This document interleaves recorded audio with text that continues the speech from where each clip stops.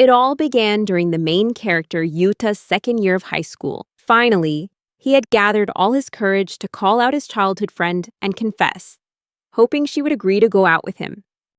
The girl standing before him was Michiru, who had lived nearby since they were children. Yuta had had a crush on her ever since they were little. Now, a few days before the confession, Yuta had tried asking Michiru if she was free after school. But most of the time, she had plans with friends and would tell him she could make time for him tomorrow. She said that if it was urgent, she could stop by his house later.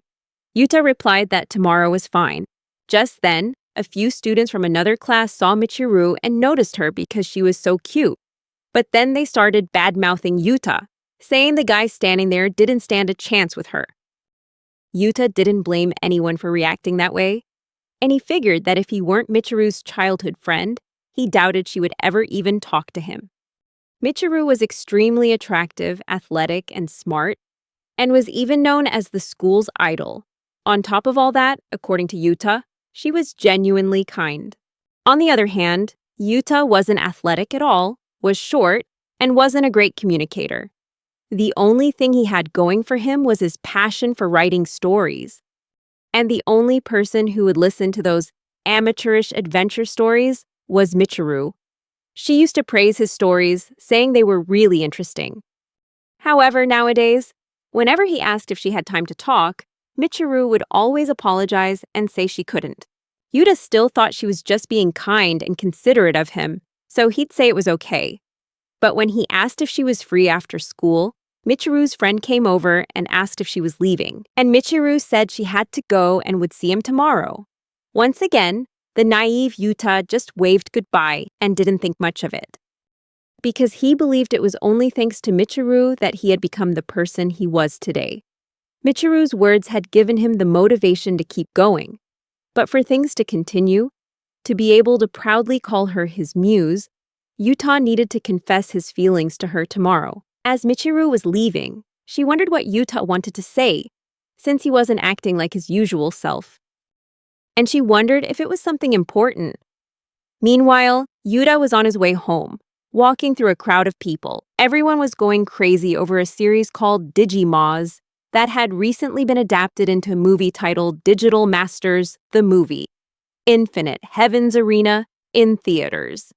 Tickets were selling out fast, and the series wasn't just popular with kids but appealed to all ages. The Digimaz novel was something no one wanted to miss, with tons of die-hard fans of the series. And while everyone was excitedly talking about, reading, and watching the series, Yuta was determined to tell Michiru tomorrow. Then he bumped into a suspicious-looking man. Yuta immediately apologized, but the man got angry. His girlfriend told him to just let it go since the kid wasn't worth their time and they needed to hurry so they wouldn't miss the next episode of Digimaz. At the mention of Digimaz, the man quickly left with his girlfriend. Meanwhile, Yuta was reminded of his bad habit of getting lost in his own world. He found it amazing that even people like that couple watch Digimaz. After watching them leave, Yuta thought that having someone by your side must be nice. He recalled the times Michiru would offer various compliments for his stories and always praise his talent, even though he was still an amateur. So at least Michiru saw his worth as a person, and he was sure she would take his feelings seriously. Even if they weren't a perfect match, when he asked her to go out with him, Yuta was confident that things couldn't possibly go wrong. But reality is often cruel and cold. Michiru flatly rejected him, even scoffing at Yuta and asking why on earth she would do that. Yuta stood there, stunned, and she said that she was busy right now. Yuta asked her what she meant by that and tried to talk to her. But Michiru replied that there was a new chapter of Digimaz, and she was excited to read it. Yuta told her she could read it later, and they could talk now, which made Michiru react harshly. She yelled, asking how he could say such a thing about Digimaz, that she had to read it right now, or did he not even know what Digimaz was? Yuta apologized for making her angry, and when Michiru said she couldn't live without Digimaz, Yuta felt sick. He had put his whole heart into that confession, but she was ignoring him to read a new chapter of some novel. After Michiru finished reading, she exclaimed that it was amazing. Yuta felt a wave of relief hearing that, but an unconscious thank you slipped from his lips, which made Michiru wonder what he was thanking her for, leaving Yuta stunned. Michiru then said she was going home. Yuta grew confused and wondered what this was supposed to mean. And when he tried to stop her, she said she still had a Digimas anime episode to watch. Yuta hoped she would think about it more, but Michiru didn't budge, saying that it wouldn't change anything. Besides, her heart now belonged to Digimas, so he didn't stand a chance. Yuta felt like he'd been stabbed in the heart, losing to a web novel. He protested that it was just a novel while he was a real person. Michiru asked what he was even trying to say, claiming that he and the author of Digimas were worlds apart. Yuta wondered what kind of image Michiru had of the Digimas author. She replied it was exactly as she said, that he could never compare to the author of Digimas, Kamimatsu-sama, because he was on a completely different level. Yuta tried to stop her again, asking if this was some kind of joke. Michiru looked offended and asked if he really thought he could compare himself to her Kamimatsu-sama. Yuta was utterly shocked as he asked Michiru if she really didn't realize it. She asked what he was talking about, and Yuta said that the truth was, he was the author of Digimas, Kamimatsu-sama. Michiru glared at him and demanded to know what he just said, asking what kind of desperate lie that was. Yuta insisted he wasn't lying and that Kamimatsu was actually just another way to read the characters in his name. She said that it was just a lucky coincidence and that it obviously wasn't him. She told him to stop it right now because he was tarnishing the sacred name of Kamimatsu, and even though they were friends, that was something she could never forgive. Yuta was stunned and speechless, wondering if she was actually serious. Were all the times she praised Digimas in front of him not because she knew he was the author? Yuta wondered if it was all in his head or if there was a hidden camera somewhere. Michiru said that he didn't have any proof. Yuta quickly realized he needed to prove he was the real Kamimatsu. He fumbled through his bag and pulled out his laptop, saying that this was the original manuscript for the latest chapter of Digimas. But when Michiru looked at it, she accused him of copying it from the web. Even though Yuta tried to explain that it was an original, she didn't believe him and assumed he had prepared it just to deceive her. Michiru asked if he realized that what he was doing only made things worse, as if he were taking advantage of her love for Digimas. To get revenge for her rejecting him, she demanded that he leave and never insult her favorite author like that again. Yuta begged her to stop and swore that he really was Kamimatsu. He took her hand and said he was the one who wrote Digimas, but she slapped him hard and screamed at him to stop immediately. Yuta was heartbroken as she yelled that he wasn't allowed to say that, not even as a joke, because someone like him could never be a best-selling author. She accused him of demeaning himself just to trample on something she loved, and said she was sure Kamimatsu was 1,000 times more handsome and intelligent than him. A saddened Yuta said she didn't have to go that far, but Michiru replied that she wouldn't go easy on anyone who dared to mock Kamimatsu, including him. Yuta tried to speak, but she made it clear that she would never forgive him, and there was no way she could believe he was Kamimatsu. After saying this, she said goodbye and left the classroom, leaving Yuta standing there crying. Yuta cried because he wasn't lying, yet he was being accused. He couldn't understand why things had turned out this way. Michiru's praise about how interesting his stories were was the very reason he'd been able to write such a famous work. It was because of those words that he felt encouraged and achieved the success he had today. But in the end, he was wrong, because that praise wasn't for him but for Digimas. And in Michiru's mind, it had never been his work. Yuta couldn't stop sobbing, catching the attention of some students in the hallway who realized someone was crying in the classroom. They mocked Yuta as he slowly got to his feet, thinking that everything he had ever believed in was just an illusion. He felt like he should just disappear from this world. He got up and walked away, thinking that Michiru was simply a fan of Digimas and Kamimatsu. In his anger, despair, and self-pity, his heart was filled with pain, especially after she had screamed at him like that. Yuta felt tired and sick of everything. He took out his phone and looked at the feedback for the latest chapter. He posted an article with the title, "Walking My Own Path." Yuta slowly looked up and sighed. wondering if there was any reason to keep writing anymore. He felt that maybe he should just give up, since nothing had any meaning now. He had thought Michiru always supported him, and that's what gave him the motivation to write. But now he had no reason to continue, and it would be insane to keep going after what she'd said. If he didn't quit, he wouldn't be able to move on. So, Yuta decided to end his role as Kamimatsu and give up.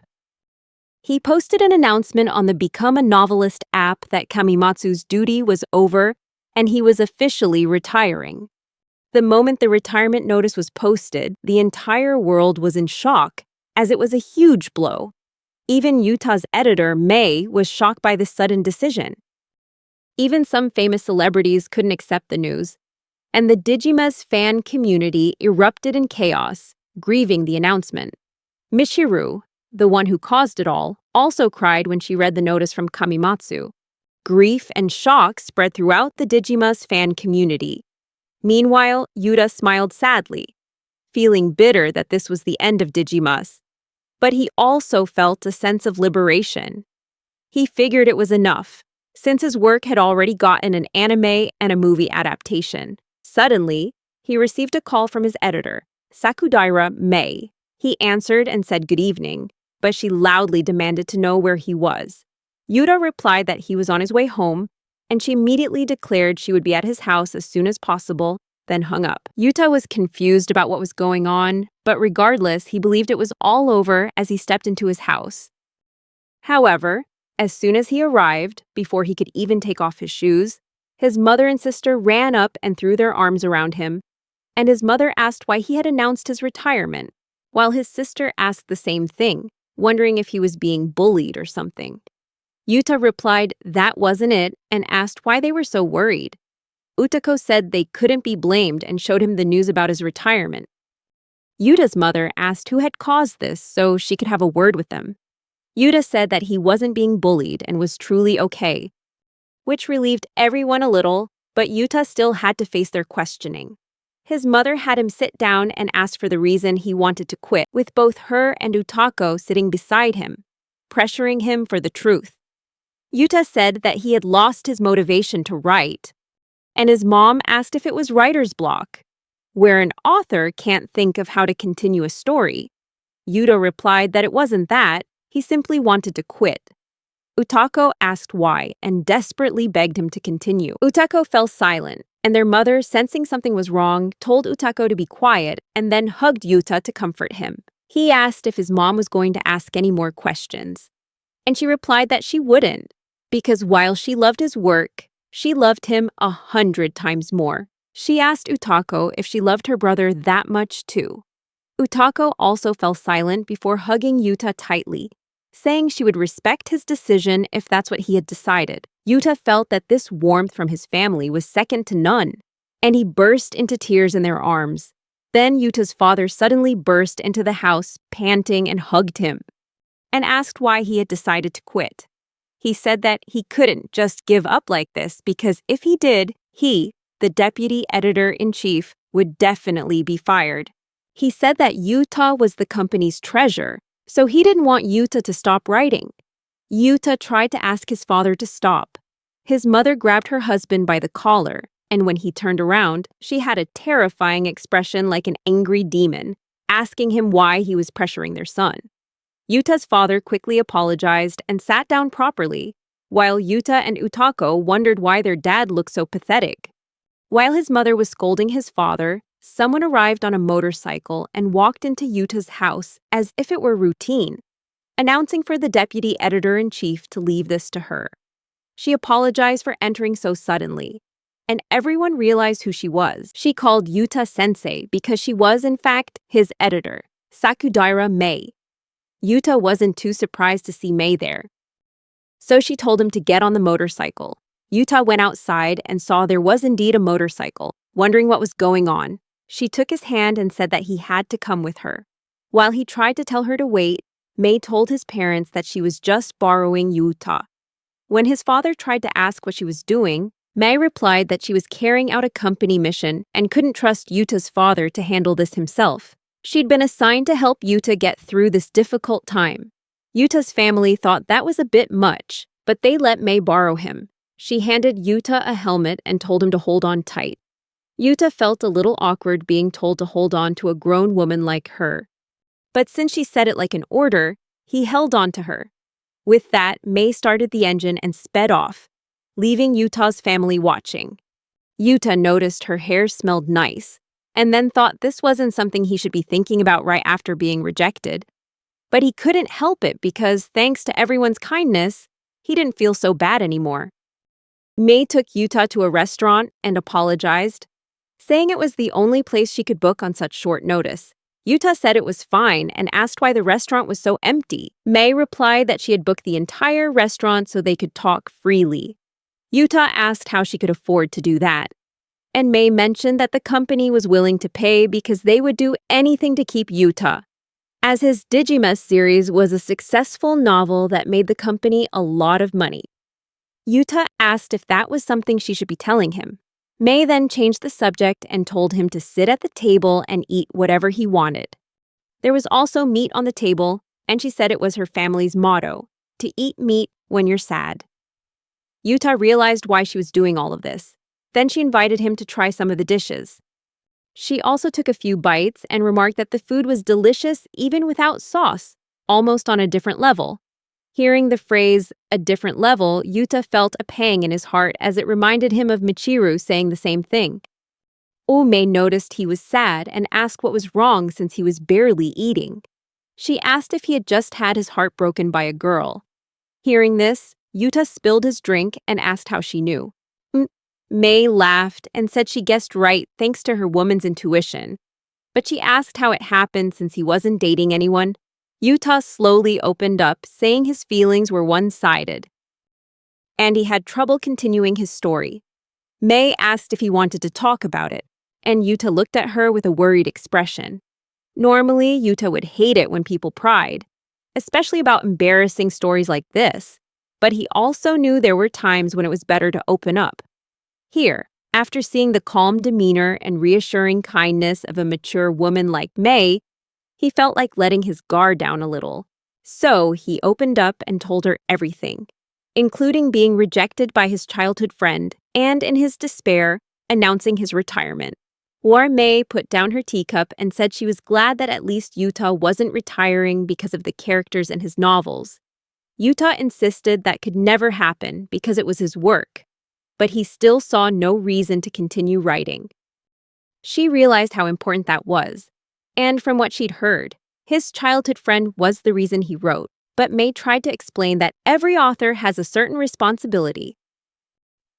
Yuta didn't understand what she meant until she described that he had breathed life into the characters in his story. So he had a responsibility to see the story to its end. She said this not as his managing editor, but as a fan who loved the characters. Mei then asked him to check the news about his retirement announcement. Yuta was surprised since it had only been a few hours since he posted it, and she said that just showed how influential his story had become. She asked him to check his social media, and when Yuta opened his phone, he was stunned to see the hundreds of thousands of likes and comments he had received, along with thousands of people grieving over his retirement announcement. Mei told him to look at the comments on the novel writing platform. Yuta felt embarrassed, but was impressed by the sheer volume of responses. Mei helped him understand that everyone loved the characters he had breathed life into. Yuta began to realize she was right. That Digimus was his brainchild. Through those responses, he saw how many people were looking forward to seeing that child continue to grow. They said that maybe he was going through a tough time, but asked if he felt sorry for the readers who had grown to love Digimas and its characters. Mei took out an action figure of the main character and acted it out, saying he hadn't had enough adventures yet. Mei apologized if it seemed silly, but Yuta understood the message. He admitted that announcing his retirement was too hasty. Yuta realized he had too many readers waiting for him, and giving up would be irresponsible to them and the characters. Mei didn't force him, saying the decision was still his if he wanted to quit. However, she didn't want him to betray his readers or his characters. Yuta realized he had been selfish and decided to continue writing. He would do it for the readers who loved his work and for the characters themselves. And in the end, Michiru's rejection of him stemmed from his own misunderstanding. He also understood that her praise had nothing to do with his work. Anyway, the reason he kept writing was because he loved creating stories. Now, he decided to continue writing for the readers who loved his work and for the characters who lived within it. Mei was delighted by his comeback, and Yuta thanked her for everything she'd done. She replied that it was nothing, as long as the matter was resolved. Yuta understood he needed to retract his retirement announcement. They agreed he should do it. But first, Mei wanted to enjoy herself a bit more on the company's dime, so she asked the waiter to bring some red wine. And so, after his childhood friend told him he could never become a best-selling author and hurled other insults, Yuta was somehow able to start writing again with newfound motivation. Meanwhile, Michiru had a realization of her own. For now, she was just happy to know Kamimatsu wouldn't actually be retiring, but wondered why Kamimatsu-sama would say such a thing in the first place. She thought he must have gone through some kind of traumatic experience, recalling Yuta's claim that he was Kamimatsu, the author of Digimas. And Michiru had reacted harshly, insulting him by saying he could never become a best-selling author. She shook her head, thinking there was no way Uta could be Kamimatsu. But she didn't know that one day she would realize she'd let a big one get away. She felt silly even thinking about it, as there was no way he could write such a delicate story. But one day she might have to beg him for forgiveness in tears. Meanwhile, Kamimatsu's return had a positive impact on many fans, including celebrities. They were all thrilled to know the work wasn't canceled and that they would get to read more. After announcing the retraction of his retirement, Yuta was on his way home from the restaurant. Apparently, Mei had been drinking non-stop as if there were no tomorrow, and now she and he had to take the train home because she couldn't ride her scooter. Yuta sat quietly while Mei checked people's reactions and showed him that his comeback announcement had received double the comments of his retirement post. Yuta agreed, and Mei called him a celebrity. He admitted that he was only now realizing he'd been ignoring the people who loved his work. Mei smiled and counted herself among them, saying she really liked him a lot. Hearing that, his heart beat faster, and he said it was embarrassing to hear that directly. Mei corrected herself to explain that she loved his work, which made Yuta genuinely happy. Podcast to know she felt that way about his novel. Mei sighed after a moment of silence and said she was glad she could finally do something, helping to lift a burden from her shoulders. Yuta remembered that she was still his managing editor, and if he had actually decided to retire, she would have lost her job. He apologized to her for not thinking about the consequences. Mei reassured Yuta that she didn't mean it like that. She explained that these days, the relationship between an editor and an author is often just business, until the author no longer needs an editor. Yuta said she was very helpful, but Mei replied that she didn't need his pity. She just wanted him to understand her feelings and what she could do for him. She believed she would always be the #1 fan of his work. It was the first time Yuta had seen this expression on Mei's face, as she was usually so composed. In his eyes, this made her more beautiful than ever. She added that she had witnessed Yuta's dedication firsthand and knew just how much time and effort he put into his work. She knew it better than anyone because she was his biggest fan. Yuta was a little flustered, not knowing how to respond. Mei continued, saying it was her job to be the one who understood him best. Because working with Yuta was the best thing that had ever happened in her life, she hoped he would let her stay by his side, no matter how embarrassing it might get. She wanted to be a partner to Digimas, or to him for life. This made Yuta incredibly happy, sensing that Mei didn't just want to work with him as an editor, but as a life partner. Mei truly understood and supported him, and Yuta agreed to continue their partnership, feeling grateful to have Mei as his editor. Mei was also happy and looking forward to it. She let out a sigh of relief and then suddenly said she felt a little jealous of Yuta's childhood friend. Yuta didn't understand why she'd say that. Mei mentioned how Yuta, the author who had shaken the world with his work, wrote stories just to get praise from his childhood friend. She said that was enough to make any girl's heart flutter. Yuta thought that might be true, but in reality, he was treated completely differently. He was still upset knowing that Michiru didn't even realize he was the author and refused to believe him. In her eyes, he was just a childhood friend, nothing like her perfect image of Kamimatsu. Mei apologized for bringing it up again, but Yuta said it was fine, and that thanks to her, he was able to get over it. Mei called him a dummy as she leaned in close and called him sensei. Yuta was completely flustered by how close she was and asked if he wanted to go on a date. Yuta could see her and feel her hands getting closer, which felt strange to him since they were already so close. Mei said she felt really warm right now, and Yuta intentionally pretended not to understand, asking if something was wrong. Mei said she couldn't hold back anymore, and Yuta replied that he didn't know what she meant and that everything was too sudden.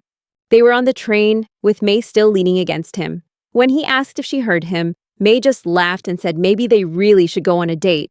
Yuta felt her move even closer, and his mind started to race. Mei said she realized he used to have his eye on someone else, but now that he'd been rejected, there was nothing between them anymore. So she suggested they should date. Yuta replied that he didn't want to, and asked why she'd choose him. Mei said he was rich, famous, and had a bright future. Finally, she pulled him closer and kissed his cheek, telling him he was so cute, leaving Yuta stunned and caught off guard. He knew she was only doing this because she was completely drunk. Someone on the train told Yuta and Mei to get a room instead of acting like that here. Mei was starting to cause a scene on the train. The train was approaching station number 3, which was Yuta's stop, and he thanked Mei for everything, dashing out as soon as the doors opened. He texted her to be careful on her way home. In the end, he felt glad that she was his editor and thought they really were a good team. Mei told him that his sincerity was what drew so many girls to him. Before she left a message saying she was serious about what she'd said. Yuta experienced a moment of intense embarrassment and knew that being drunk wasn't an excuse for her behavior, especially when she got so close. But perhaps, he thought, she was just trying to cheer him up, and he felt grateful that everyone was so kind. Yuta remembered how his mother, his sister Utako, and Mei's kindness had all helped heal his broken heart. It wasn't just them, but also the passionate fans waiting for his next work. Now Yuta decided to do just that and went home to write the next chapter of Digimaz. Yuta felt invigorated as he wrote, for all his readers and for all the characters living within his story. Mei got home safely, and Yuta also went home, sleeping after finishing a chapter. The next morning, he woke up to find his little sister crying with joy as she sat by his bed. When she saw he was awake, she wished him a good morning. Yuta asked what was wrong, and she replied that she had just read the chapter he posted last night, and it had moved her deeply. Yuta remembered again that his whole family were fans of Digimaz too. Utako said that the chapter had gotten a ton of views even though he posted it late at night, which proved everyone was waiting for his return. She thanked him so much and said she hoped he would never stop writing. Yuta also apologized for making her worry. She thanked him for blessing them with a new chapter and said she was proud to be the little sister of someone who could write such wonderful things. Yuta thanked his sister, and they went to have breakfast together. There, his father immediately greeted Yuta with teary eyes. His dad thanked Yuta for not giving up, adding that now he wouldn't lose his job either. He proudly declared that Yuta was the family's savior. Then his mother told his father to stop clinging to Yuta and wished him a good morning. She told the father to be more serious about supporting the family, even if Yuta were to stop writing, and pointed out that the only reason he still had a job was because he was Yuta's father. That stung his dad, but the truth was the truth. Yuta just laughed it off since it was just another normal day. His mother hugged him, happy that he was feeling better. She told him not to worry about everything, and that if he really wanted to stop, he could. Yuta worriedly asked his mom if she was sure his dad could provide for the family, and she replied that they would manage somehow, since she was the one who handled the finances. She added that he didn't need to worry and should just do what he wanted. as long as he didn't forget about his studies. Because he was still a high school student like everyone else, even if someone had high expectations for him, Yuta could just ignore them. Because as his mother, she wanted him to have a normal life. The more he forced himself to do something he didn't want to, the more he would make her worry. Utako felt the same way, as she didn't want to see her brother looking so sad. Yuta was moved by his family's warmth and affection and thanked them, saying that he really did want to continue writing. His clingy father thanked Yuta for his decision, and then the whole family ate breakfast together. While they were eating, the TV showed a news report about the author of Digimon retracting his retirement announcement, which caused fans to explode with passionate reactions. Yuta's mother remarked that every channel was talking about it.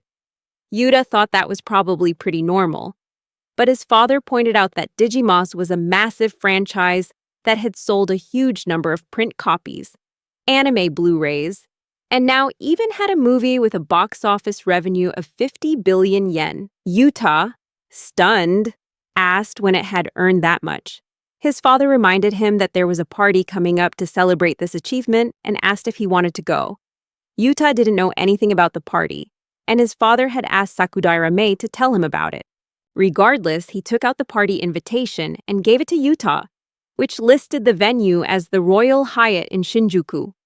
Utako exclaimed in amazement that it was a first-class hotel next to the Tokyo Metropolitan Government Building. And based on the location, it seemed like they were really going all out for the party. Yuta's father said they had booked the entire hotel, which just showed how much money Yuta's movie had made. His family was very supportive and praised Yuta, making him feel happy and relieved. His father asked if he would be attending, and Yuta wondered if he should go. His mother mentioned that Yuta had never attended events like this before and asked if it was necessary for him to go. His sister agreed since Yuta was trying to hide his identity. Yuta considered that hiding his identity was one thing, but the bigger reason was that there would definitely be a lot of girls there. Before, he would have felt like he was betraying Michiru, but now he knew that was all in his head and he had gotten carried away. Yuta looked conflicted, and his father said that in that case, he would inform the organizers that Kamimatsu couldn't attend. Yuta stopped his father and said that he actually wanted to go, surprising his father with the unexpected answer. Yuta had made up his mind, since Michiru was no longer a concern and this would help him get over her. His father agreed and promised to let everyone know, assuring him that the event would be very interesting for him. He also added that there would be many new faces, like the director and the famous superstar Komagane Yuri. Along with the cast, Yuta's little sister excitedly asked if Yuri was the voice actress for the main character, Ryo, in Digimon, and Yuta's father agreed, saying she's a beautiful and famous high school voice actress. Yuta remembered hearing her name on one of the audition tapes for the anime, and her voice had left a deep impression on him. Yuta's father was very excited about this, and his mother asked if he was planning to use Yuta to get an autograph from the voice actress. She called him pathetic for it. Yuta realized this would be his first big party anyway, and he was excited.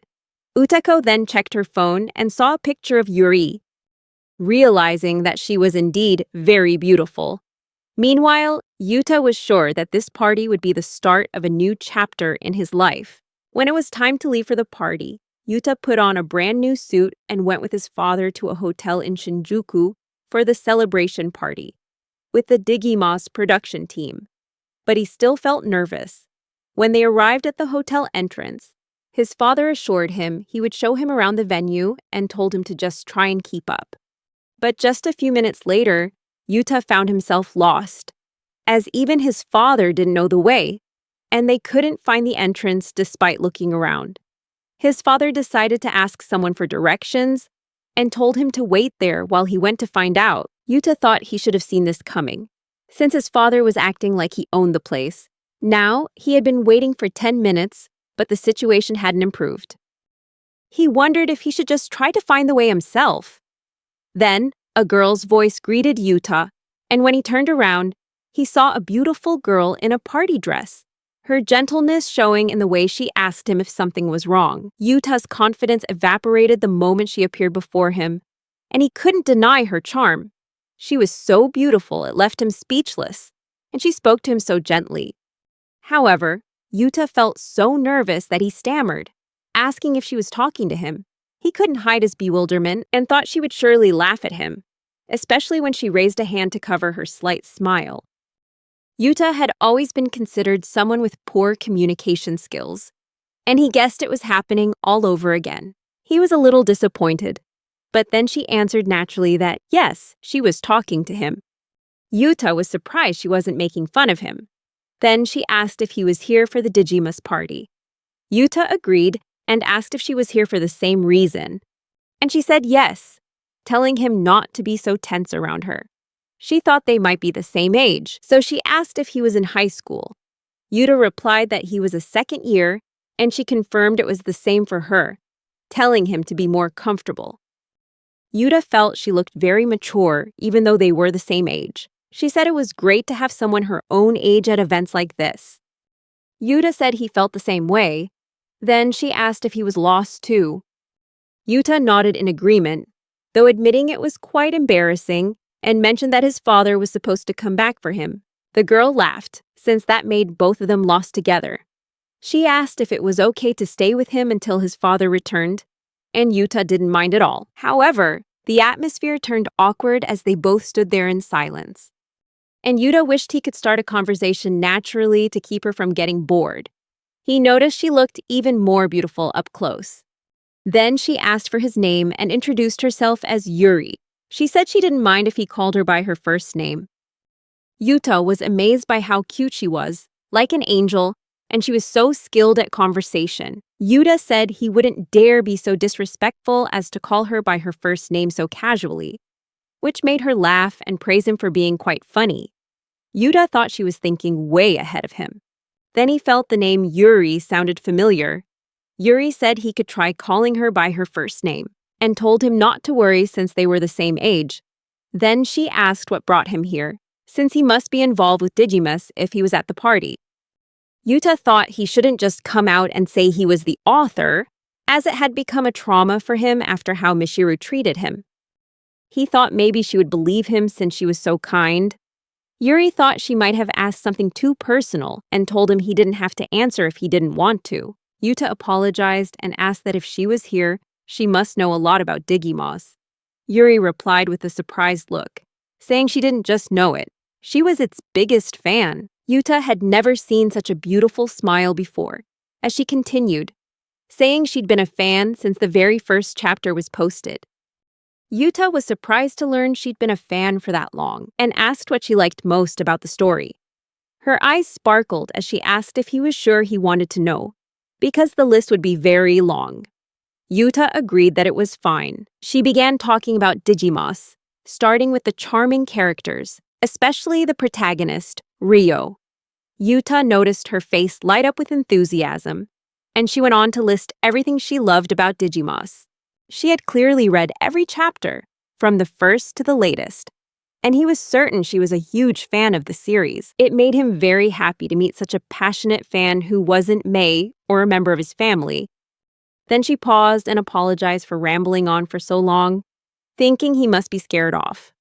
Yuta replied that he wasn't scared at all, and was very happy to hear how much he loved Digimon. She wondered why he was happy, and Yuta was flustered, not knowing what to say next.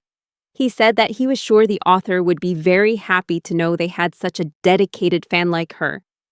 Yuri agreed, thinking it would be wonderful if the author were here. She asked if he liked Digimon, and Yuta agreed he did. Then she asked what he liked about the story. They both started talking about Digimon for a long time, and it felt as if time stood still while they talked. They had a lot of fun, and it was as if they had known each other for years. At least, that's how it felt to Yuta.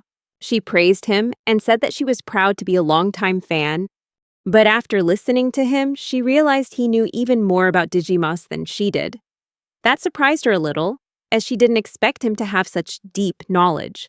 Yuta thanked her, knowing she was right, since he was actually the author, but he felt like he was cheating a little. At this point, Yuri stood up and said she was very happy to have met another big fan and had never met anyone like him before. She said she didn't have anyone she could open up to about her love for Digimons like this, and she was very glad she got lost in the hotel today. Yuta's heart beat faster seeing her warm smile. Then she said she had voiced the role to make fans like Yuta happy. When she mentioned this, Yuta asked if she was a voice actress. Yuri nodded and said she was still just a rookie. Yuta pieced the details together, a beautiful high school voice actress, and realized Yuri was Komagana Yuri, the voice of Ryo, the main character of Digimons. He remembered the name and to confirm asked her if she was the one who voiced Ryo. Yuri confirmed that it was her. Yuta expressed how amazing that was, adding that his sister had mentioned her as a super famous and super beautiful high school voice actress. She smiled, thanking him for the compliment, but said she wasn't that good and was just getting started. Yuta was impressed that she was so humble despite being so famous, and that he had just had a normal conversation with a celebrity. Yuri shared that when the anime was announced, she practiced day and night to make her voice worthy of a Kamimatsu character.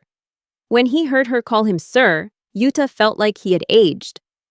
Yuri said it would be rude not to add sir before a great person like him. But now Yuta thought he was the one being rude for not recognizing her as a big star. Yuri then asked if she could have his contact information, and he asked in surprise why, thinking it was because he was the author. But he knew she had no idea he was the author from the start, which made him wonder why she wanted his contact info. She replied that she really wanted to talk more about Digimons, since they hadn't gotten to talk much today, and it had been really fun. She found Yuta to be a wonderful guy and wanted to get to know him better. Yuta recognized the signs that she was interested in him for who he was. He replied that he would love to talk with her more too, which made Yuri break into a radiant smile, and they exchanged contact information. Yuta felt happy seeing that she genuinely seemed to understand him. Just then, his father called out Yuta's name loudly. Yuta asked his father what took him so long, and he apologized, saying they should get going because they couldn't have the author be late. Yuri let out a loud, "What?" while his father was stunned to realize she was there. Yuri asked if she had heard correctly that Yuta was called the author. Yuta's father became incredibly excited and happy to meet Yuri in person, saying it was wonderful to meet her. Meanwhile, Yuri was shocked and embarrassed by Yuta's father's behavior. Yuta's father introduced himself as Agemasu Shoji, Kimamatsu's father, and thanked her for giving his son such great experiences. Yuri pulled her hand back and turned to Yuta, saying she had a question. She asked if he was the author, Kimamatsu, and Yuta admitted that he was, feeling guilty inside. Yuri was immediately so shocked and stunned that she was paralyzed with surprise. Yuta apologized, explaining that he didn't know how to tell her, but his words didn't reach Yuri, as she was so surprised she fainted on the spot. They quickly rushed to help her and tried to wake her up. This was Yuta's first time meeting the beautiful high school student Yuri in person. Meanwhile, Yuri felt so utterly fulfilled at the chance to speak with Kamimatsu-sama that she could die happy right then and there. Yuta's father quickly took her to the infirmary. While this chaos was unfolding, another famous star had arrived at the venue and stopped when she heard someone say Kimamatsu-san. She didn't think the author Kimamatsu would actually be here, since he had never made an appearance before. After finding out his identity, Yuri fainted, and his father took her to the infirmary. As he left, his father left Yuta with someone who would guide him to the event, and a note saying he would be appearing on stage as a surprise guest. Yuta was shocked to hear this, as he hadn't been told beforehand, but his father had already rushed off. The guide led Yuta to the side of the stage. The host began with a greeting and thanked everyone for attending the ceremony celebrating the movie Digital Masters Infinite Heavens Arena, reaching 50 billion yen in box office revenue. Yuta's guide was eagerly waiting for his turn to appear, while Yuta was terrified seeing so many people who were involved in making the movie. The excitement made him uncomfortable, as he's naturally shy at these kinds of events. From Yuta's perspective, everyone here was shining in their fancy outfits, while he felt out of place and inadequate. putting himself in an awkward position. Just then, the film's director, Makoto, stepped onto the stage and started with a few jokes to lighten the mood. A moment later, she got straight to the point, saying the movie's success was thanks to the greatness of Digimas and the efforts of everyone here. Suddenly, Yuta realized Makoto was actually a woman, whereas he had assumed she was a man because of her powerful way of speaking. Director Makoto announced the start of the ceremony, and everyone raised their glasses in a toast with her. This made Yuta happy because everyone was celebrating Digimas. Then Makoto told everyone that they had a special guest today. People wondered who this special guest could be, and Yuta thought she was talking about him. So he tried to stay calm so he wouldn't embarrass himself. But then she asked everyone to give a round of applause for the special guest, none other than Alyssa. Yuta was taken aback, realizing there were other special guests besides him. Alyssa was a beautiful girl who was scheduled to perform. Yuta recognized that he'd heard her name before. The audience began to applaud and cheer for Alyssa. She introduced herself as Alyssa Seba. And Yuta remembered that she was the one who sang the opening theme for the Digimas anime. Despite only being active for about 2 years, she was already famous and had appeared on many hit music shows. In addition to her accomplishments, Alyssa was tall with a stunning figure, easily able to become a supermodel with her beauty. Yuta could tell she was beautiful even from this distance. She began to sing on stage, and her voice was incredible as she performed the ending theme from the Digimas movie. It truly captured many hearts. And Yuta also loved her voice. He could hardly believe that someone so amazing sang for Digimas, and not just her, but everyone in this hall had contributed to making Digimas what it is today. When the song ended, everyone praised her for her excellent performance, and she thanked everyone for their support.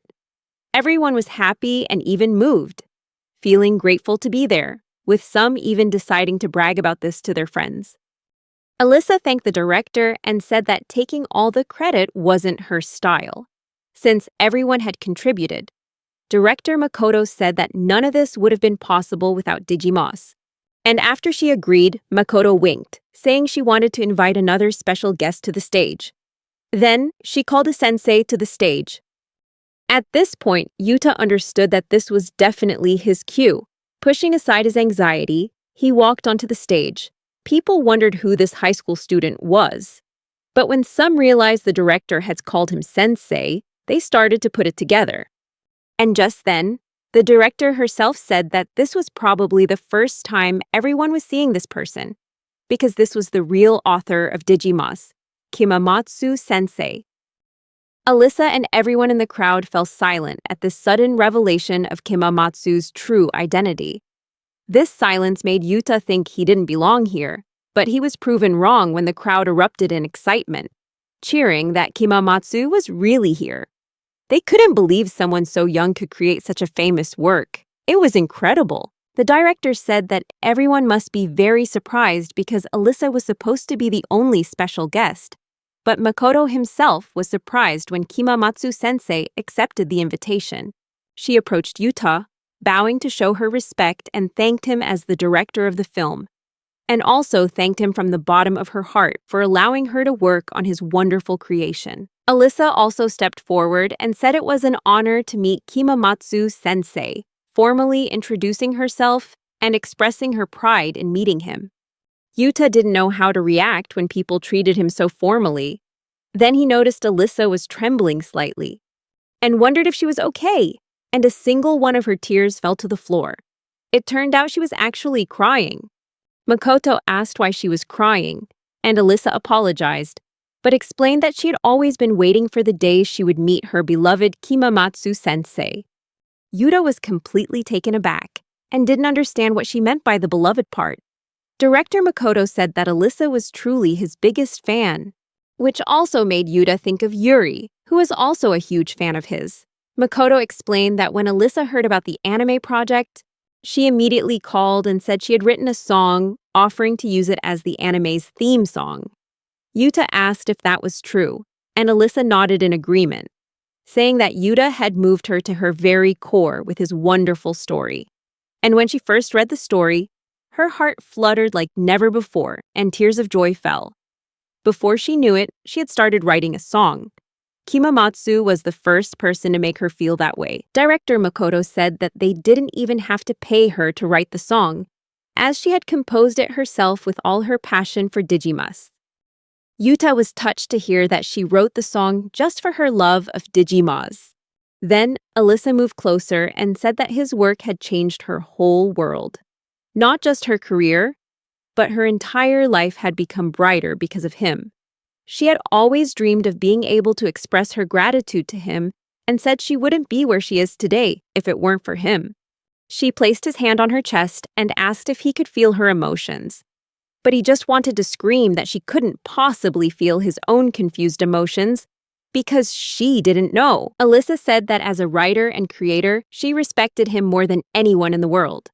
Yuta felt every word she said, as they both knew the feeling of moving others with their words. Yuta was moved by the thought that another creator could love and be so deeply influenced by his work. So he told Alyssa that he also greatly respected her as a creator. In all of her songs, her passionate heart and brilliance moved him to tears every time he listened. Alyssa was mesmerized to hear him say that. Then she called his name and suddenly threw her arms around him, sincerely thanking him for the compliment. But her embrace was so intense that Yuta couldn't understand what was happening. Alyssa said she had longed to meet him for so long. And now that she had, he had bestowed such kind words upon her, which made her incredibly happy. Yuta gradually realized that the way Michiru had treated him before was terrible. But Alyssa and Yuri weren't affected at all. They accepted him for who he was. Yuta said he was very grateful to her, and that her compliments also made him very happy. Hearing that, Alyssa became flustered, and Yuta added that it was an honor to have someone love his work so much that they wrote a song for it. He affirmed that both he and Digimas were lucky to have met someone as wonderful as her, and that made Alyssa so happy that she confessed her feelings for Yuta. Immediately, Alyssa proposed to him, moved closer to Yuta, and then kissed him in front of the entire team. After the kiss, she became shy, while Yuta was almost drained of all emotion. Everyone was in shock watching this live confession. Alyssa said that this meeting had made her realize that Yuta was even more wonderful than she had ever dreamed, and that he was everything she needed. She repeated that she loved him very much and asked if he would go out with her. That was the first time Yuta had met the super famous singer, Alyssa Seba, and also the first time he had ever received a confession of love. Just then, director Makoto reminded Alyssa that she was on stage, and when she realized it, Alyssa became extremely embarrassed. Director Makoto asked what Kimamatsu-sensei thought about this, adding that from the look on his face, this was probably too much for a high school student. Meanwhile, in the infirmary, Yuri woke up in a panic, and Yuta's father said he was glad to see she was okay. Yuri asked where she was and where Yuta was. Yuta's father replied that he was probably enjoying the party while they were in the infirmary. Yuri's heart was pounding, just like Alyssa's. Before long, these two girls were about to become rivals in love. The Digimas celebration party had begun with something Yuta never expected: a confession of love and a kiss from a super famous singer. Afterwards, he couldn't calm down for a while, as it was hard to believe that someone so beautiful had kissed him. Even though it was only for a brief moment, her lips were very soft, so much so that Yuta thought for a second that this might all just be a dream. Soon, Alyssa brought a plate of food over to Yuta and told him to eat something. Yuta thanked her for going to the trouble, and she said it was no bother at all. But every time Yuta saw her lips, Yuta became nervous and could hardly eat anything while looking at the beautiful Alyssa. It was hard to believe she was only 18 years old. Then she called to him and offered to feed him with her hands. Yuta felt flustered and said that was too great an honor. She told him not to be shy because, if anything, the honor was all hers. Yuta replied that he could feed himself. Alyssa made a cute face and asked if she wasn't good enough, her sparkling puppy dog eyes making it impossible for Yuta to resist, and he agreed to let her feed him. Yuta took a bite and she asked if he liked it. After he replied that the food was delicious, Alyssa leaned in close and whispered, asking if he liked her lips. She said it was her first time, so she was nervous too and her body felt hot for some reason. Alyssa asked what they should do next, which was exactly what Yuta wanted to know. Then someone came through the crowd apologizing for pushing and said they had finally found Yuta. It was Yuri. After waking up, Yuri had rushed over and apologized to Yuta for missing her chance to see him on stage. Yuta said he was totally fine and was even grateful that she hadn't seen what happened earlier. However, seeing Yuta being friendly with another girl, Alyssa got a little worried and linked her arm with his, saying the dishes at the next table looked delicious so they should go try them. Yuri tried to stop Alyssa, but it was too late, and when Yuta saw Yuri's worried expression, he told Alyssa to go on ahead because he wanted to talk to Yuri for a bit. Alyssa stared at Yuri, then held onto his arm and decided to stay. Yuta felt like he was caught between the two of them without understanding why. Yuri called out to him and said there was just one thing she wanted to say, making Yuta wonder what it could be. Yuri then thanked Yuta for creating Digimas, saying that reading it always gave her strength. Yuta felt happy receiving such sincere praise. She continued, saying his novel had been with her through tough times, and whenever she felt down, it always cheered her up. Yuri smiled and took Yuta's hand, saying she'd always waited for the day she could thank him in person. The genuine, pure expression on her face reminded him how glad he was that he came, and that he'd kept writing Digimas even though he never expected to be thanked by so many people. Tears of joy streamed down his cheeks as he said that he was the one who should be thanking her for reading and loving his work. Yuri blushed and moved in to hug Yuta, which made Alyssa furious. Suddenly, Yuri pulled back and apologized for hugging him out of sheer happiness. Yuta asked if she was all right or needed to rest more, and she replied that he was really kind. Yuta felt flattered and proud, while Alyssa grew irritated and cut in between them, asking Yuri who she thought she was to call Kimamatsu-sama just Yuta. Yuta said that he didn't really mind since he wasn't such an important figure himself. But Yuri agreed that she should be more mindful of her manners. Yuta was shocked and suggested that she really didn't need to call him sensei. But Alyssa just glared at Yuri and remarked that the two of them seemed very close. Not wanting to be left out, Alyssa hugged Yuta tighter and asked Yuri who she thought she was, standing in front of her boyfriend, Yuta. Yuta was shocked by this confident lie, as he didn't remember ever agreeing to date her. Yuri worriedly asked Yuta if it was true that he was dating Alyssa, and Alyssa quickly confirmed it was, while Yuta tried to deny it and signal for Yuri to trust him. Yuri sighed in relief when she realized the truth. Yuta asked why she was so relieved, but she just told him not to worry about it. Meanwhile, Alyssa couldn't help but worry and puffed out her cheeks, demanding that Yuta call her Alyssa. Yuta felt unsure since she was older than him, but Alyssa insisted and was too cute for him to refuse. He figured if he could call Yuri by her first name, then calling Alyssa by hers shouldn't be a problem either. He also told Alyssa to call him something other than sensei, and Alyssa quickly agreed, starting to call him Yuta-sama and hugging him immediately. She shot Yuri a triumphant look, which annoyed Yuri since she hadn't gotten a word in. Yuta told them both to stop, and that's how a love triangle formed around Yuta. The rest of his first anniversary party flew by in a flash, filled with both awe and emotion from the thanks he received from so many people. It left a deep impression on him, and the party made Yuta realize once again that his childhood friend's approval wasn't everything. However, he felt like he was forgetting something, and it was his dad, who had apparently gotten lost again. Meanwhile, Michiru was completely oblivious, until she stumbled upon a shocking post. In the post, a member of the Digimas film crew was meeting with the author Kimamatsu. Although a sticker covered the face to keep their identity secret, Michiru felt the face behind it resembled Yuta. She remembered the time she told Yuta she would never believe he was Kimamatsu, after which she heard him crying outside. It made her feel a little guilty hearing him cry, and it also stung because, up until now, No matter how cruel she was to him, Yuta had always just laughed it off. But if he was crying, she thought maybe he was actually serious this time. But even so, she decided not to forgive Yuta for making fun of Kimamatsu, and still thought he was lying about being a real writer.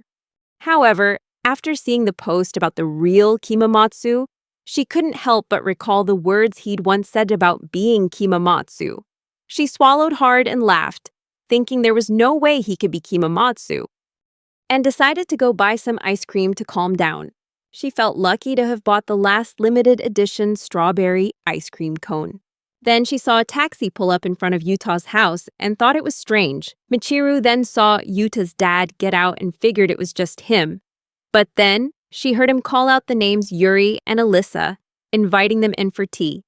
Michiru quickly hid behind a pole to listen more closely, wondering if she had misheard Yuta's dad calling Yuri and Alyssa's names. It was just so hard for her to believe they could be here. It was so weird. Then she saw Yuta get out of the car and tell his dad to wait.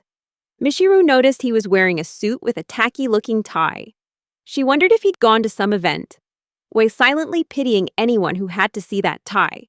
She had always known about his weird sense of style since they were kids, and couldn't believe he dared to claim he was the Kimamatsu she had been thinking of.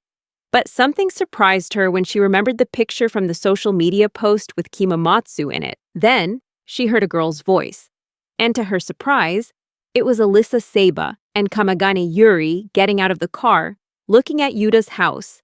Michiru's jaw dropped at the sight, wondering why those two were here. She figured they had to be lookalikes, because from her perspective, Yuta was just a normal, withdrawn high school boy, and there was no reason for him to know two actual celebrities. Then Yuta told his dad that it was late, and he couldn't just invite two girls into the house of a guy they just met. His dad agreed that he had been a bit too forward. He then asked Yuri and Alyssa if they felt uncomfortable coming into Yuta's house. Both girls replied that they didn't mind and that it would be good practice for Yuta to meet his fans. Yuta's dad clarified to him that he wasn't forcing them and that both Yuri and Alyssa, the two actual celebrities, were asking to come in, and he couldn't refuse. Michiru was so shocked to hear that the two girls were actual celebrities that she fell to the ground, stunned. She remembered Yuta's dad saying he was important to their publishing company, but she still couldn't understand why two people from the world of the Digimaz movie were at Yuta's house. She was amazed at what was happening here. Just then, Yuta's mom came out of the house and told his dad to stop shouting in the street. She welcomed Yuta back, and then his dad said they had some incredibly famous guests. His mom told him to keep it down so he wouldn't wake the neighbors. Then Alyssa stepped forward and addressed her as Yuta's mother, apologizing for the late visit. She formally introduced herself and expressed her desire to marry her son, Yuta. Yuta's mother was stunned by this sudden marriage proposal, while Yuri felt like she was being left behind. Yuta's dad and Michiru were both shocked by Alyssa's unexpectedly direct approach. Michiru couldn't even imagine Alyssa marrying Yuta, something she thought would never happen, not even if the world was ending. Then Yuri spoke up, introducing herself as Yuta's friend, and said that for now, she was just his friend, but that she also hoped to one day be able to call his mom, Mom.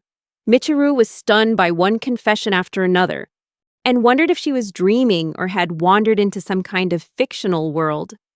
Yuta's mom replied that she understood and invited both Yuri and Alyssa inside, since she couldn't have them shouting at the doorstep. She decided that if the two of them were competing to be Yuta's wife, she needed to evaluate them both.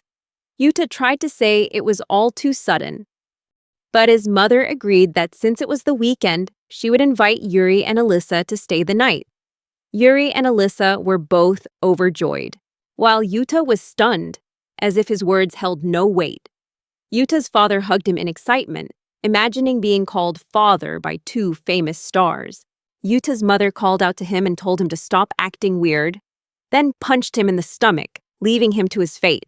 While Yuta's mother invited everyone inside, Michiru returned home like a walking corpse and collapsed on her bed, thinking about everything she'd just witnessed. She couldn't help but worry about how Yuta knew those girls and why they would show so much affection for a gloomy, unsociable, and dull guy like him. Suddenly, the word dull reminded her of his outfit, and she quickly checked the social media posts again. She realized the tie on Kimamatsu was identical to the one she saw Yuta wearing. Putting all these details together, it meant that she had insulted the very Kimamatsu she admired. Michiru decided to stop thinking about it, telling herself it was all just ridiculous speculation that she would forget as soon as she woke up. At that moment, all Michiru could do was deny reality, as she couldn't bear to face the possibility that she had made a huge mistake. She couldn't sleep the entire night, and when Monday came, Michiru was sleep-deprived and blamed it on Yuta. She decided she would investigate everything thoroughly and find solid proof that Kimamatsu and Yuta were not the same person. But then she wondered how she could even talk to him after cutting ties like that. Near the school gate, a group of girls were cheering around a boy named Nakatsugawa, who seemed to be very popular for playing sports. The girls wished him good morning, hoping he would notice them and smile back. But Michiru found it bizarre and couldn't understand why girls cared about such a conceited jerk. She thought that even Yuta was 100 times better than that guy and continued on her way. Some girls joked that Michiru would make a good match for Nakatsugawa, and the boys seemed to take notice of her as well. As Michiru was changing her shoes, someone wished her good morning. Thinking it was Nakatsu, she turned around to be polite. But it turned out to be Yuta. Seeing him made her feel a little relieved. Now, Digimus was a special story for her, ever since her mother passed away and her father moved abroad for work. Digimus was always there to help her overcome her pain. The problems and conflicts depicted in it made her feel as if the story was written just for her, which was actually true at the time, though she didn't know it.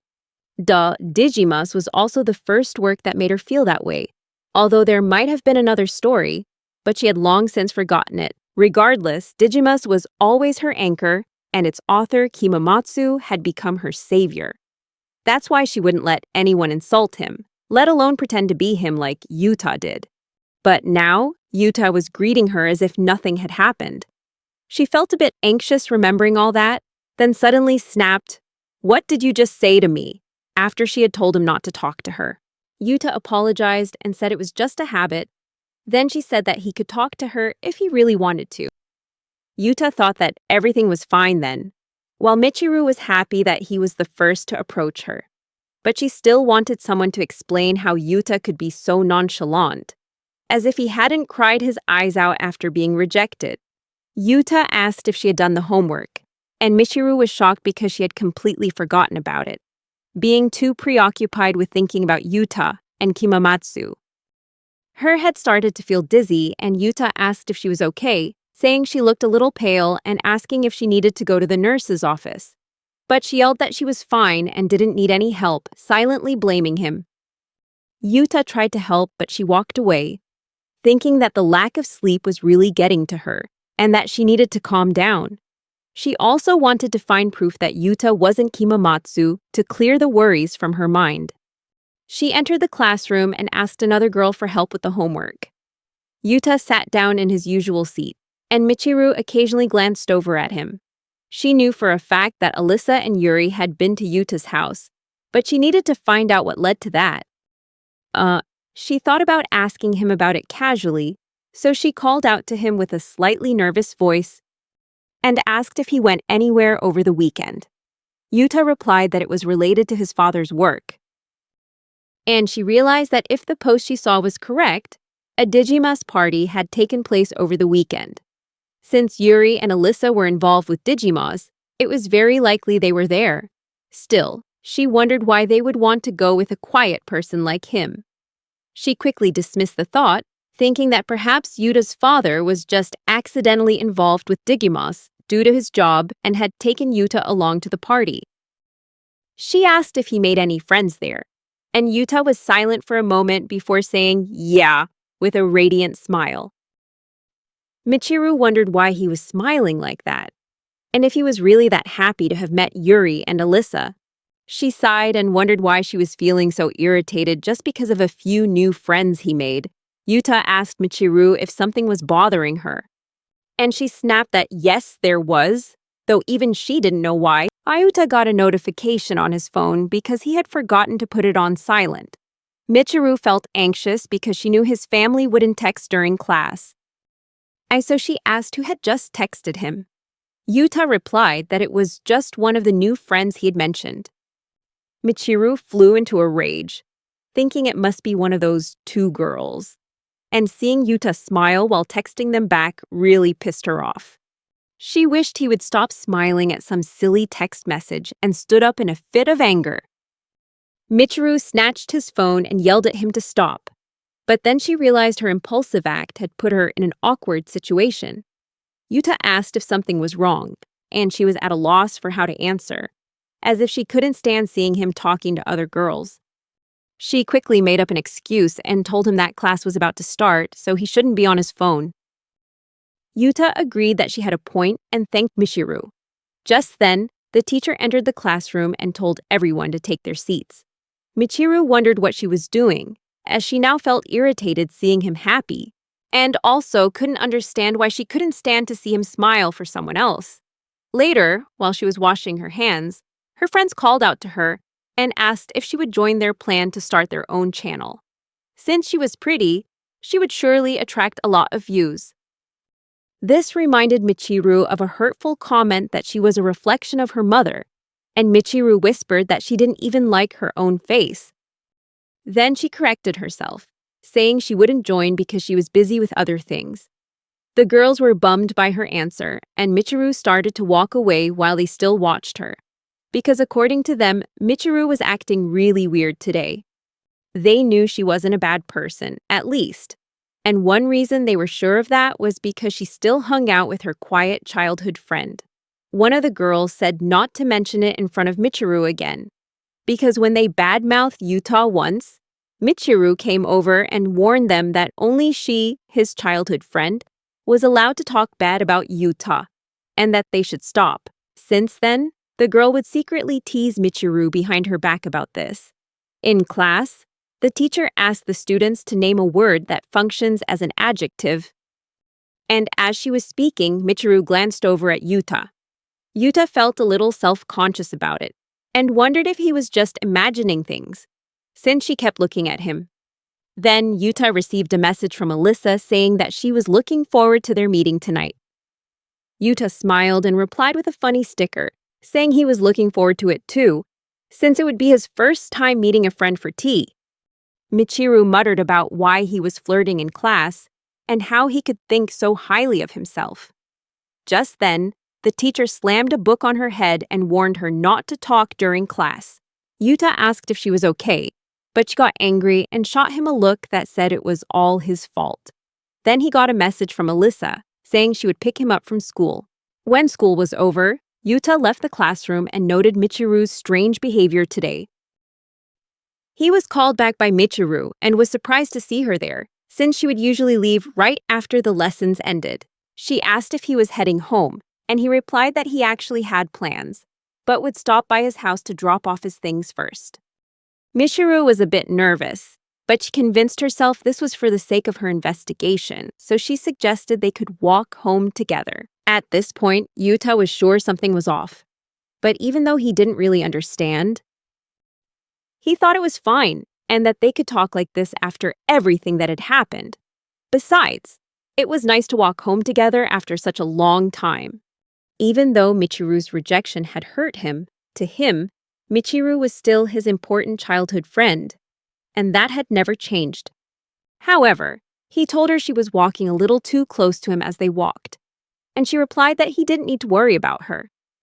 Yuta had absolutely no idea what was going on with Michiru today. Here he was, walking home with his childhood friend, just like the good old days. However, the faint floral scent, the soft feeling on his arm, and her intense gaze were nothing like the usual Michiru. He asked why she was staring at him, and she asked back if he had a problem with it.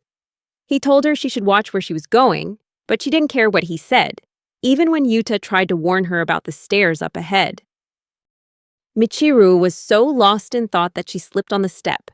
And just as she was about to fall, Yuta quickly reached out to catch her, causing both of them to tumble down the stairs, with Michiru landing on top of Yuta. She asked if he was okay, and Yuta replied that he was fine, which made her feel relieved. Yuta realized Michiru was actually very kind, but his eyes unintentionally saw something they shouldn't have, making him quickly ask if she could get up because he could see everything. This made Michiru blush, and she quickly got up, saying he shouldn't have looked in the first place. Yuta tried to explain that he didn't mean to, and even mentioned that it was fine since they used to bathe together as kids. And it wasn't strange for him to see her in her usual striped underwear. Michiru told him to shut up and started walking off in a huff. Yuta kept apologizing to her. Then he received a message from Alyssa saying she was waiting at the gate. He wondered where she was. Then a man in sunglasses looked at him with a sharp gaze. Michiru told Yuta to look at the scary man at the gate and said they should get out of there quickly, as she thought he might be a yakuza. But as they walked past the person, he immediately started following Yuta and Michiru. He called out to Yuta, and Michiru hid behind him, while Yuta had to summon all his courage to ask the man what he wanted from them. The man bowed his head and said he didn't mean to frighten them. It turned out to be the complete opposite of what they had imagined, as this person was actually Alyssa's personal assistant and had come to pick Yuta up. Yuta didn't believe that he really worked for Alyssa, but the assistant led them to her, and Yuta saw Alyssa sitting in a limousine. Alyssa greeted Yuta and said that she had come to pick him up today. Michiru was stunned to see Alyssa so up close, and Yuta mentioned that he didn't expect Alyssa to come in a limousine, which made Alyssa happy that her surprise had worked. The assistant then asked Yuta to get into the car, but he paused and turned to look at Michiru. The assistant asked if Michiru was Yuta's girlfriend and said that he would be happy to take her home. This situation completely took Michiru by surprise. Yuta thought she didn't like the implication, while Michiru just ran off. Yuta thought she was probably upset, and the assistant didn't understand why. Yuta felt bad and planned to apologize to her tomorrow, since it had been so long since they last walked home together. But he guessed she didn't like people thinking they were a couple. Alyssa linked her arm with Yuta's and said they should get going because she wanted to take him to her house. Yuta hadn't expected the place she wanted to spend time with him would be her home, and they left in the limousine. Meanwhile, Michiru was watching from behind a poster, still unable to believe that Yuta and Alyssa had gotten that close. Two boys from her school came up and asked Michiru what she was doing here, to which she replied nothing in particular. They said they were running laps around the school to prepare for the inter-high tournament, and started bragging about their training, while also inviting her and the other girls to come see their match. Michiru replied that she would check her schedule later and said she had to go now. She walked away feeling annoyed by those boys, while one of them asked Nakatsu if he was really interested in Michiru. Nakatsu replied that he likes strong girls and that he has his sights set on her. Meanwhile, Yuta had arrived at Alyssa's home, a luxurious building, and her apartment was just as magnificent.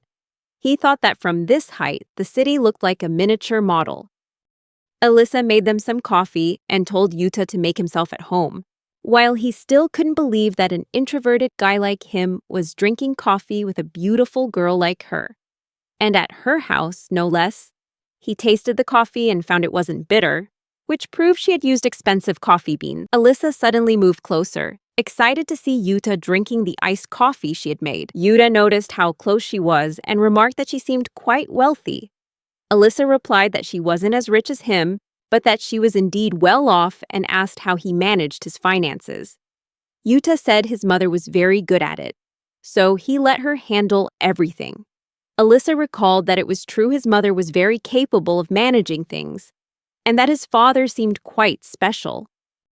She said she was a little jealous. Yuta asked where her parents were, and she replied that she lived here alone, with her assistant only visiting a few times a week.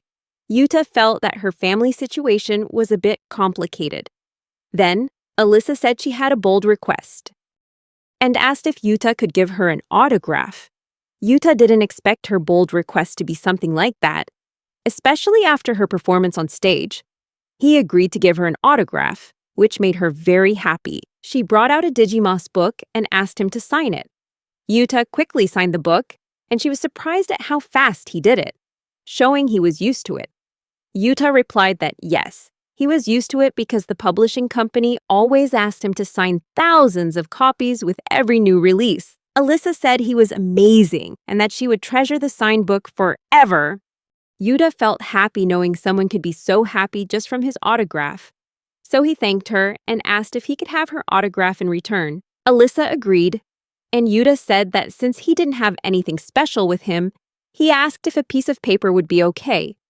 Alyssa said it was no problem, but when she sat down to sign her name, she messed it up and had to ask for another piece of paper.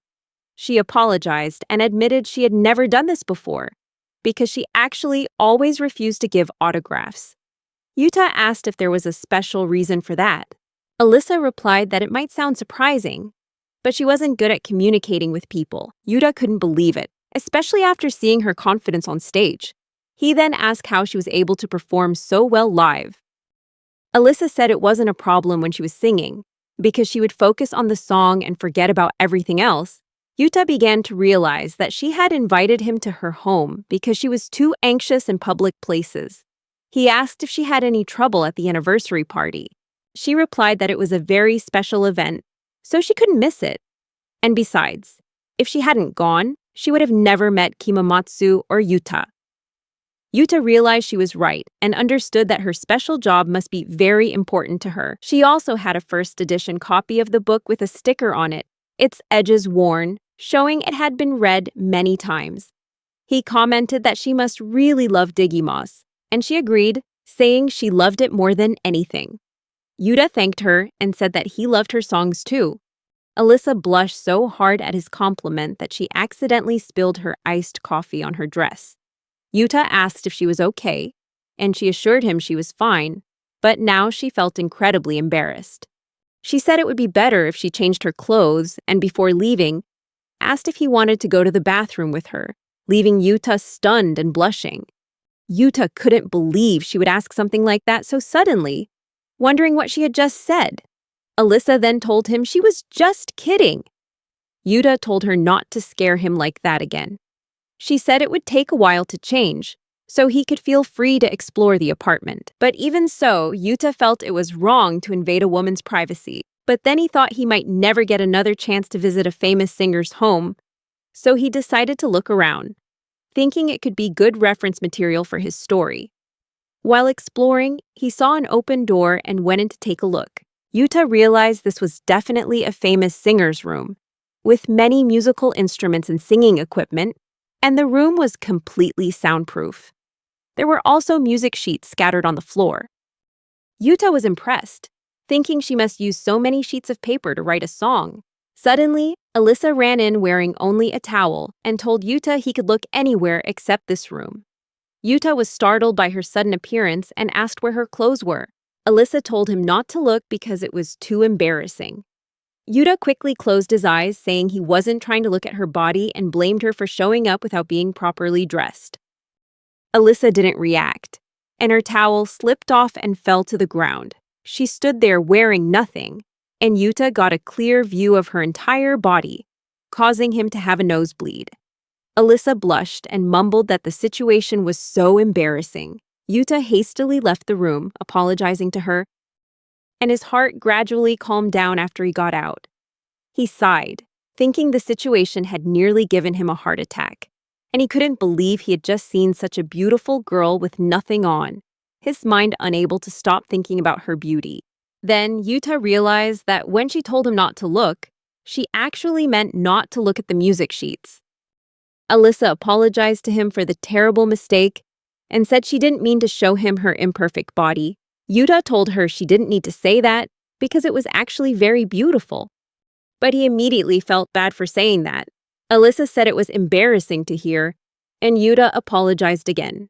Yuta also apologized for entering her studio. Alyssa admitted it was her fault, since she was the one who told him to explore freely.